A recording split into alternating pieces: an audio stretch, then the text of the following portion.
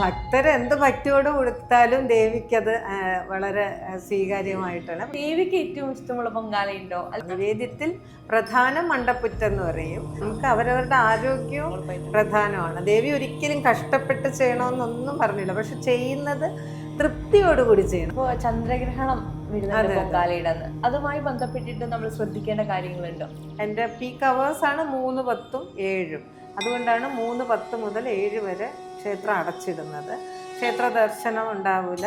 വ്രതം എന്ന് പറയുന്നത് അവരവരുടെ ആരോഗ്യത്തിനെയും കൂടെ നോക്കി വേണം വ്രതം എടുക്കുക. നമ്മൾ നിവേദിച്ച് കഴിഞ്ഞു കഴിഞ്ഞാൽ ദേവിക്ക് അത് എങ്ങനെയാണ് നമുക്ക് സമർപ്പിക്കാൻ പറ്റുക?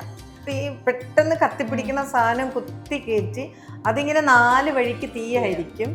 അപ്പോൾ അടുത്ത് നിൽക്കുന്നവർക്കൊക്കെ അത് ബുദ്ധിമുട്ട്, ചൂട് കൂടും. എൻ്റെ വീട്ടിലാണെങ്കിൽ എല്ലാവരും പൊങ്കാലയിടും. അപ്പോൾ നമുക്ക് ഇഷ്ടം പോലെ പായസമാണ്. അപ്പം നമ്മൾ ദേവിക്ക് വളരെ കുറച്ച് ഇടും. തെരളി ഉണ്ടാക്കാറുണ്ട്, അതുപോലെ മണ്ടപ്പുറ്റ്.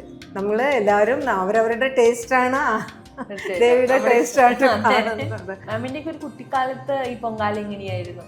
2-3 ദിവസം മുമ്പ് ആൾക്കാർ വന്ന് അതുണ്ട്. അത് ഇപ്പോഴും മാത്രമല്ല, അത് പണ്ടേ, അതായത് ദൂരെയുള്ള ഒരുപാട് പ്രായം ചെന്ന സ്ത്രീകൾ, അത് രസകരമാണത്. അവരെ സംബന്ധിച്ച് ഒരു വർഷത്തിലൊരിക്കൽ ഇതൊരു ഭയങ്കര ഫ്രീഡമാണ് അവർക്ക്. ദേവിയെ മനസ്സിൽ എല്ലാം നമുക്ക് ഉള്ളിൻ്റെ ഉള്ളിലെ ദേവിയാണ്.